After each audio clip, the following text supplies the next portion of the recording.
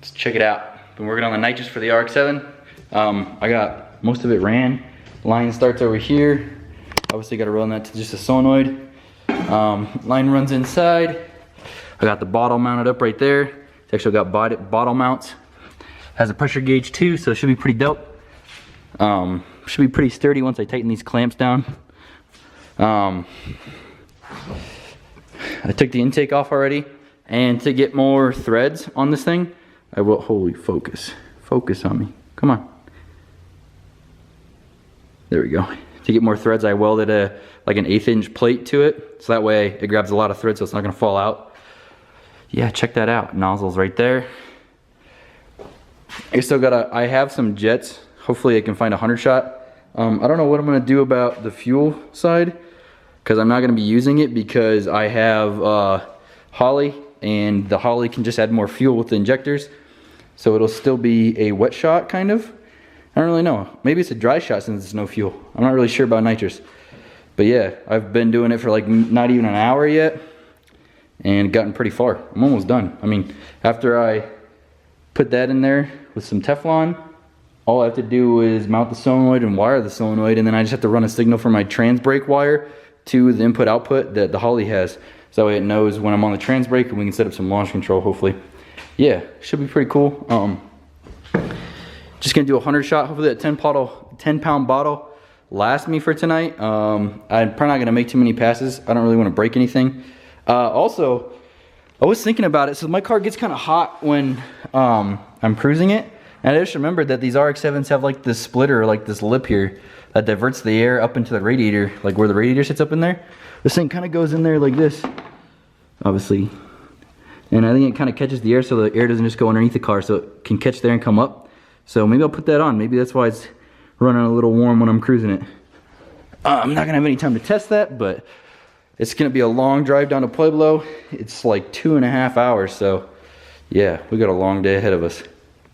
So I did get everything plumbed up and wired up. It is kind of a mess, and so I'm having the ECU ground out the relay that controls the solenoid on the nitrous solenoid. So I did crack the bottle open just to make sure I don't have any leaks, and then I shut it again, obviously, and then now I'm just grounding out what the ECU would be grounding out, and she works.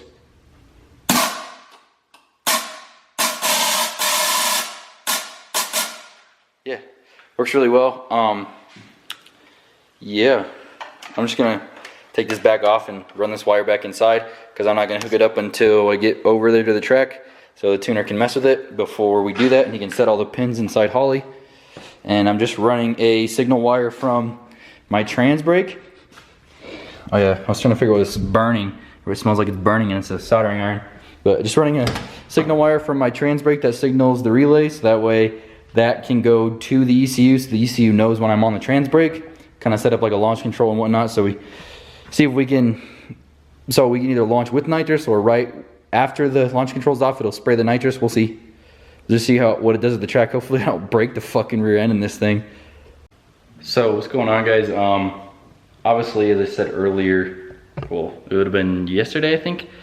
I didn't make it down to Pueblo because right as I was about to block down the street, and the car was doing weird stuff, like it didn't have any volts to it, and that it wasn't charging. So at first, of course, I thought it was this resistor that you have to wire in. It's like the signal for the alternator.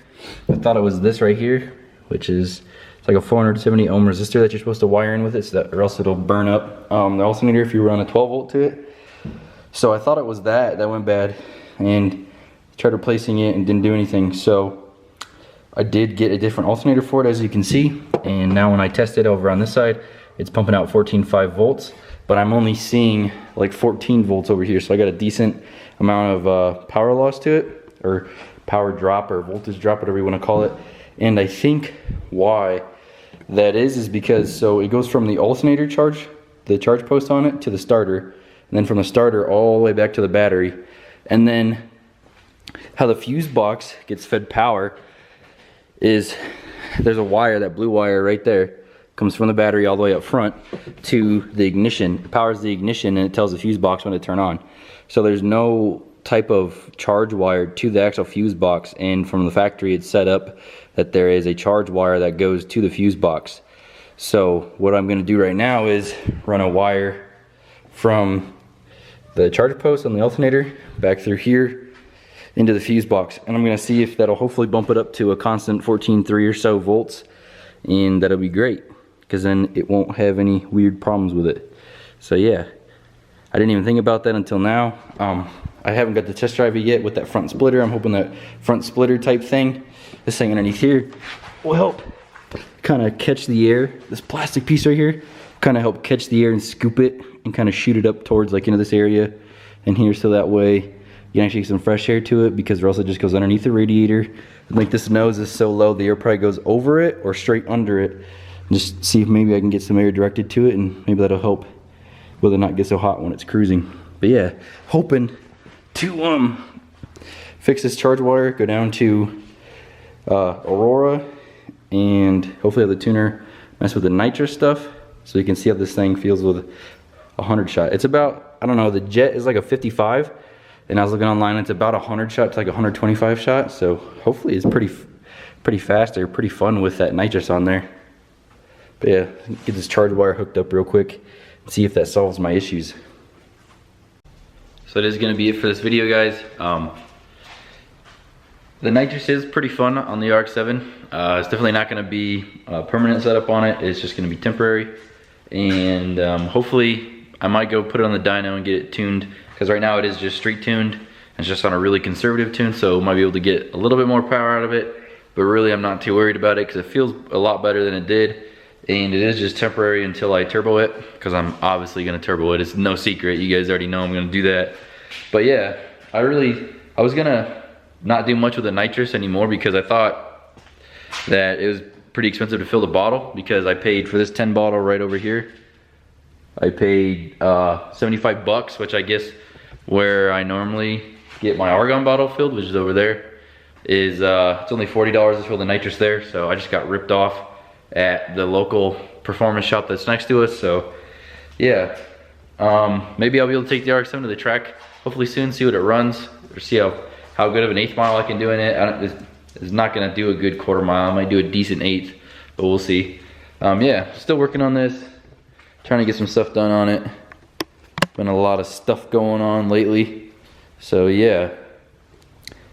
Also, that wire didn't necessarily fix the charging problems in the RX-7, but I did run a ground all the way from the engine to the battery, and it did help a little bit. But the alternator still only kicks out about 14.2 or 14 volts. So I don't know. I still think I need a different resistor in there for that signal wire, that charge wire on the alternator. But yeah, just figuring it out. It stays at a constant like 13.8, 13.9 volts, so it's not too big of a deal. But yeah. Oh, so much shit to do. Sick ass race car. But yeah, hope you guys enjoyed this video. Thanks for watching. See you guys next time.